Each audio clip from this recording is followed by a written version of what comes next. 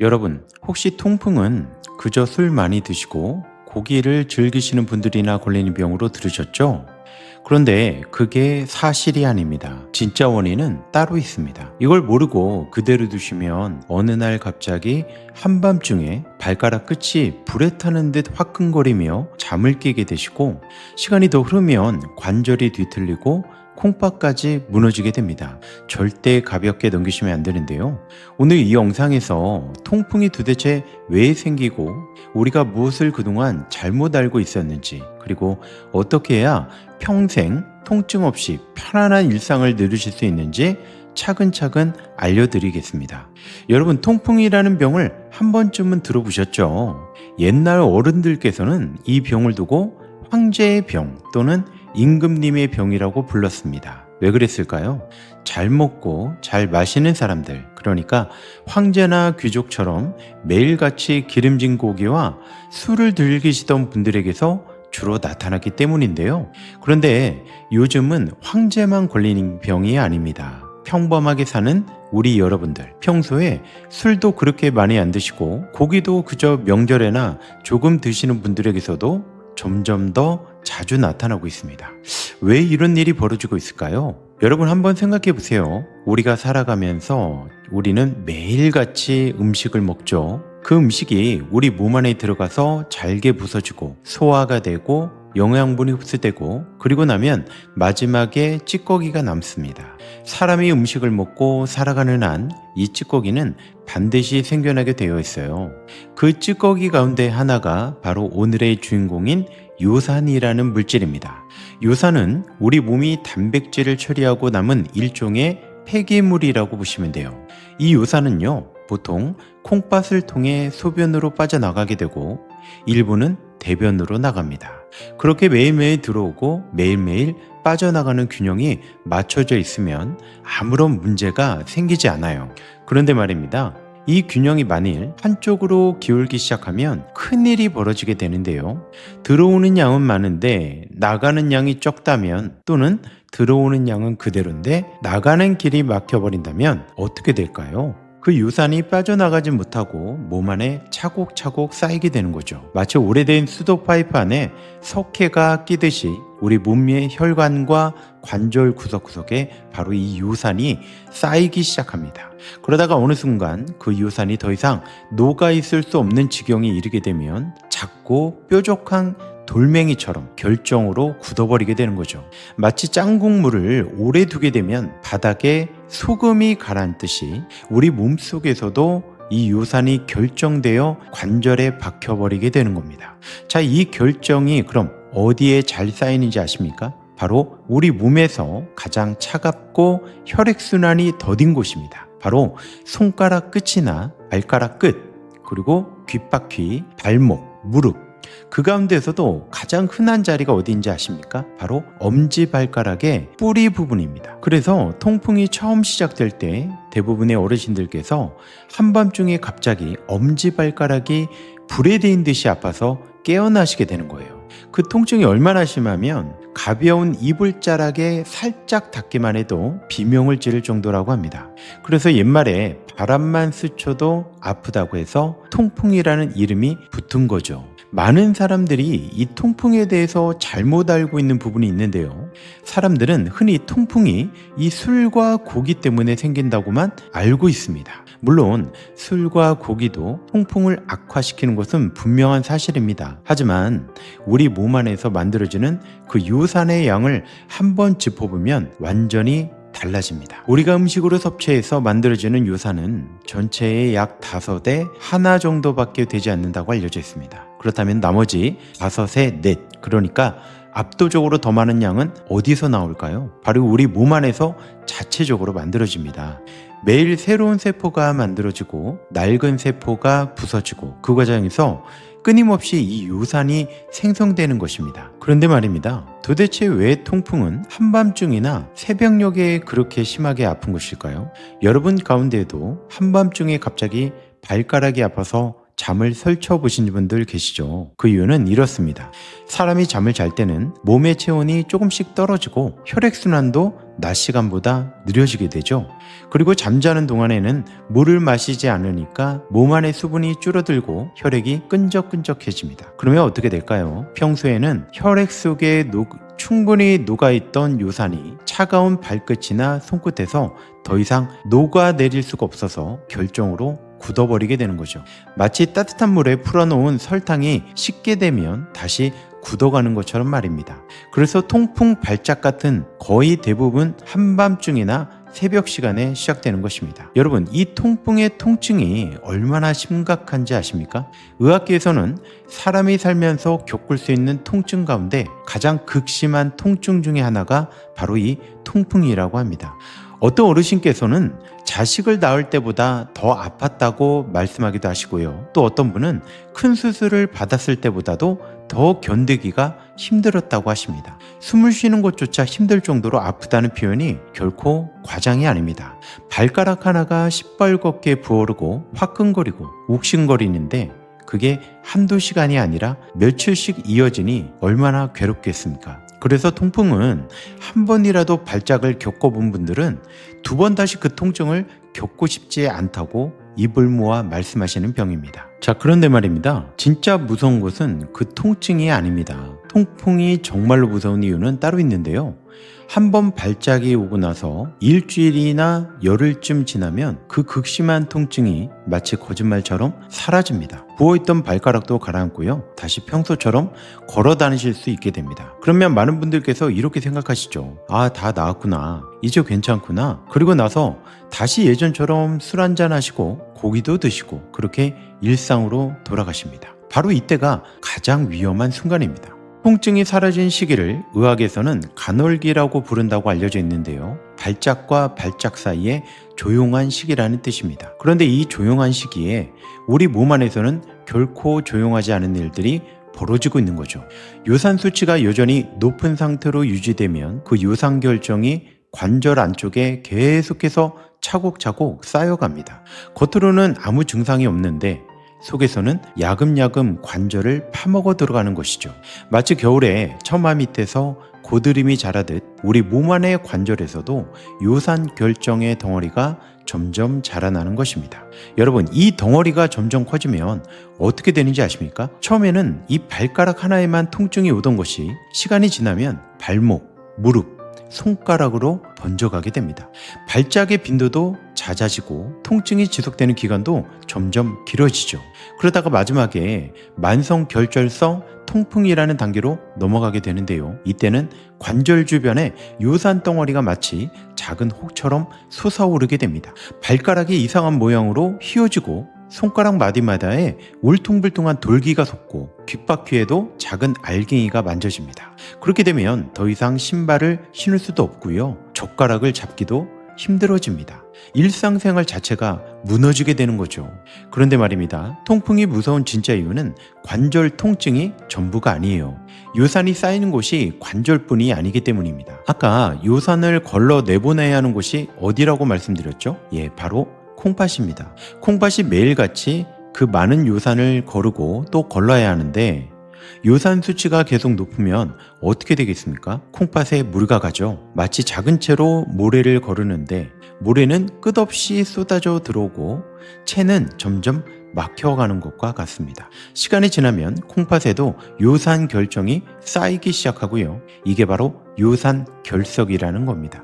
콩팥에 돌이 생기는 것이죠. 그뿐만이 아니라 콩팥 자체의 기능도 점점 떨어지게 됩니다. 통풍을 오래 앓으신 분들 가운데 콩팥 기능이 나빠진 분들이 많은 이유가 바로 여기에 있다고 알려져 있습니다. 또 한 가지 무서운 점은요, 이 통풍이 심혈관 질환과도 깊은 관련이 있다는 점입니다. 요산 수치가 높은 분들은 그렇지 않은 분들에 비해 고혈압, 당뇨, 심장병, 그리고 뇌혈관 질환의 위험이 더 높다고 보고된 바가 있습니다. 왜 그럴까요? 우리 몸 안에 요산이 많아지게 되면 혈관벽에 미세한 염증이 생기게 됩니다. 그 염증이 오래 지속되면 혈관벽이 두꺼워지고 굳어지죠. 마치 오래 사용한 고무호스가 딱딱해지고 갈라지는 것과 같습니다. 그렇게 되면 혈압이 올라가고요. 혈전이 생기고 결국 심장과 뇌에 큰 부담이 가게 되는 것입니다. 그러니까 통풍은 단순히 발가락이 아픈 병이 아니라 온몸의 건강에 영향을 미치는 전신성 질환이라고 봐야 합니다. 그래서 여러분 절대 가볍게 보시면 안 됩니다. 자, 여러분, 그러면 우리는 어떻게 해야 할까요? 어떻게 하면 이 무서운 통풍으로부터 우리 몸을 지킬 수 있을까요? 지금부터 굉장히 중요하니까 끝까지 잘 들어주시기 바랍니다. 먼저 우리가 지금까지 잘못 알고 있던 상식 한 가지부터 바로잡을게요. 많은 분들께서 이렇게 생각하시죠? 통풍에는 맥주만 안 마시면 된다고요. 또 고기만 안 먹으면 된다고요. 그러면 괜찮다. 이게 사실일까요? 안타깝게도 사실이 아닙니다. 술은 종류와 상관없이 모두 요산 배출을 방해하는 것으로 알려져 있습니다. 맥주만 그런 것이 아니고요. 막걸리, 소주, 와인, 위스키도 마찬가지입니다. 이 술 자체가 우리 몸의 콩팥이 요산을 걸러 내보내는 길을 막아버리기 때문입니다. 게다가 술을 마시게 되면 우리 몸이 술을 처리하는 과정에서 또 다른 부산물이 생기는데요. 그것이 요산이 빠져나가는 길과 겹쳐서 결과적으로 요산이 더 쌓이게 만든다고 합니다. 그러니까 여러분, 통풍이 있으신 분이라면 술은 종류를 가리지 마시고 모두 조심하셔야 합니다. 맥주만 빼고 다른 술은 괜찮겠지 하는 생각은 정말로 위험한 생각입니다. 충청도 청주에 사시는 이씨 어르신께서도 이 통풍 진단을 받으신 뒤로 맥주는 입에도 안 대신다고 하시는데요. 그런데 막걸리는 우리 전통 술이고 또 발효주니까 괜찮을 줄 알고 동네 어르신들과 한두 잔씩 나눠 드셨다고 합니다. 그렇게 몇 달이 지난 어느 날 새벽에 또다시 발가락에 불이 타는 듯한 통증으로 잠에서 깨셨다고 합니다. 병원에 가셨더니 요산 수치가 다시 한참 올라가 있다라고 하죠. 그제야 이씨 어르신께서는 깨달으셨다고 합니다. 아, 막걸리도 술이구나. 술은 다 같은 술이구나. 또 한 가지 잘못된 상식이 있는데요. 고기만 안 먹으면 된다는 생각입니다. 물론 고기, 특히 내장 부위, 그러니까 곱창이나 간, 콩팥 같은 부위에는 요산의 원료가 되는 퓨린이라는 물질이 많이 들어있다고 알려져 있는데요. 그래서 이런 부위는 가능하면 피하시는 것이 좋습니다. 하지만 고기만 조심한다고 통풍이 해결되는 건 아닙니다. 왜냐하면 우리가 평소에 좋다고 즐겨 먹는 음식들 가운데도 퓨린이 꽤 많은 것들이 있기 때문인데요. 예를 들어 멸치, 정어리, 고등어 같은 등푸른 생선, 그리고 새우와 게 같은 갑각류, 또 표고버섯이나 시금치 같은 일부 채소에도 이 퓨린이 들어있습니다. 여기서 한 가지 중요한 건 그렇다고 이 모든 음식들을 끊어야 한다는 건 아니고요. 멸치도 고등어도 시금치도 모두 우리 몸에 좋은 영양분을 듬뿍 담고 있는 훌륭한 음식들입니다. 다만 통풍이 있으신 분이라면 한꺼번에 너무 많이 드시지 말고 양 조절을 하시면 돼요. 멸치 한두 마리, 고등어 한두 토막, 시금치 나물 한 접시, 이렇게 평소 식사에 곁들여 적당히 드시는 정도는 큰 문제가 되지 않는다고 알려져 있습니다. 그런데 정말로 조심하셔야 할 음식이 따로 있는데요. 바로 액상과당이 들어간 음식들입니다. 시중에서 파는 달콤한 음료수, 과일 주스, 그리고 가공식품에 많이 들어가 있는 액상과당 또는 고과당 옥수수 시럽이라는 것이 있습니다. 이 액상과당이 우리 몸 안에 들어오면요, 분해되는 과정에서 요산을 직접 만들어낸다고 보고된 바가 있습니다. 그러니까 단 음료를 한 잔 마시는 것이 어떤 면에서는 술 한 잔보다 더 안 좋을 수 있다는 뜻입니다. 특히 시중에 파는 캔 음료수, 페트병에 든 단 음료, 그리고 카페에서 파는 달콤한 음료들, 이런 것들은 통풍이 있으신 분들이 가능하면 피하시는 것이 좋다고 알려져 있습니다. 또 한 가지, 살이 너무 많이 찌신 분들은 체중을 조금씩 줄이시는 것도 도움이 된다고 합니다. 우리 몸에 지방이 많아지게 되면요, 그만큼 우리 몸 안에서 만들어지는 요산의 양도 늘어나게 되고 또 콩팥의 요산 배출 기능도 떨어진다고 보고되고 있습니다. 그렇다고 갑자기 굶거나 무리한 다이어트를 하시면 안 됩니다. 오히려 갑자기 살을 빼면요, 요산 수치가 일시적으로 올라가서 통풍 발작이 올 수도 있습니다. 그러니까 천천히 한 달에 한두 근씩 부드럽게 빼는 것이 가장 좋은 방법입니다. 그리고 무엇보다 물을 충분히 드시는 게 가장 중요합니다. 우리 몸 안의 요산을 어떻게 빼낸다고 말씀드렸죠?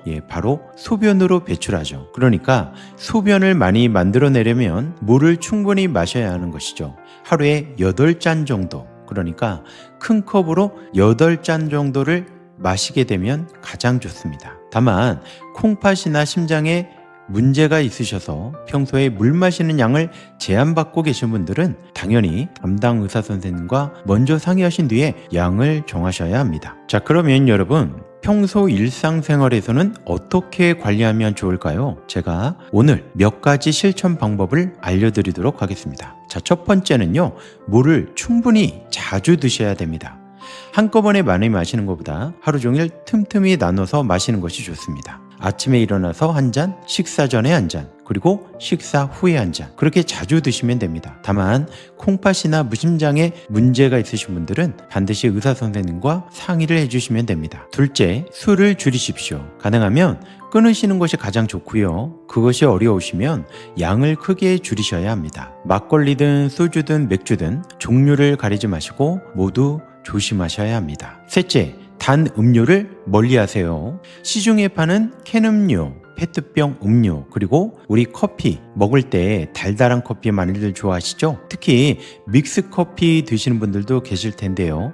이런 것들보다는 차라리 갈증이 나거나 하실 때 보리차나 옥수수차 같은 담백한 차 종류를 드시는 게 좋습니다. 넷째는요, 식사를 골고루 하시는 것입니다. 그러나 이 밥을 먹을 때 너무 한꺼번에 많이 드시면 우리 몸 안에서 만들어지는 요산의 양도 늘어나기 때문에 매 끼니마다 소식을 하는 것이 좋습니다. 그리고 식사를 하실 때는 채소와 과일을 충분히 곁들여 주시는 것이 가장 좋습니다. 다만 이 과일 가운데서도 너무 단 과일 있죠? 예를 들어서 잘 익은 망고나 포도주스, 또 단맛이 강한 가공식품은 양을 조절해서 드시는 것이 좋습니다. 자, 다섯 번째는요, 적당한 운동을 꾸준히 하는 겁니다. 너무 격렬한 운동을 하는 것보다 오히려 걷기나 가벼운 체조 또는 천천히 하는 수영 같은 부드러운 운동이 제일 좋습니다. 매일 30분 정도 가볍게 땀이 날 정도로 움직이시면 좋고요. 다만 통풍 발작이 진행되는 중에는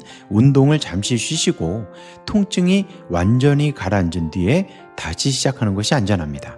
자, 여섯 번째는요, 체중을 천천히 줄이는 겁니다. 한 달에 한두 근씩 부드럽게 빼는 것이 가장 좋고요. 갑자기 굶거나 극단적인 다이어트를 하시면 오히려 요산이 한꺼번에 몰려 발작이 올 수 있다고도 합니다. 자, 마지막 일곱 번째는 무엇보다 정기적으로 병원에 다니셔야 합니다. 류마티스 내과 전문의 선생님께 정기적으로 진료를 받으시고요. 피검사를 통해 요산 수치를 확인하면서 약의 종류와 양을 조절해 나가셔야 합니다. 본인의 요산 수치가 지금 얼마인지, 목표 수치는 어디까지인지, 약을 잘 듣고 있는지를 알아야 안심하고 일상을 보낼 수가 있습니다. 자, 여러분, 더 이상 발가락 통증으로 잠 못 이루는 밤을 보내실 필요가 없습니다. 무릎이 욱신거려서 손주를 안아주지도 못하고 발목이 부어서 산책을 포기하는 일도 없으셔야 되겠죠. 여러분, 통풍은 충분히 관리할 수 있는 병이고 우리는 그 방법을 이미 알고 있습니다. 자, 오늘 영상에서 들으신 이야기를 잘 기억해 두셨다가 한 가지씩 천천히 실천해 나가신다면 분명히 더 건강하고 편안한 노년을 맞이하실 수 있을 겁니다. 자, 오늘 영상이 도움이 되셨다면 구독과 좋아요 버튼도 한 번씩 눌러주시고요. 알림 설정도 꼭 해주세요. 또한 댓글에 오늘부터 실천이라고 한 글자만 남겨주시면 여러분 평생 건강하실 겁니다. 감사합니다.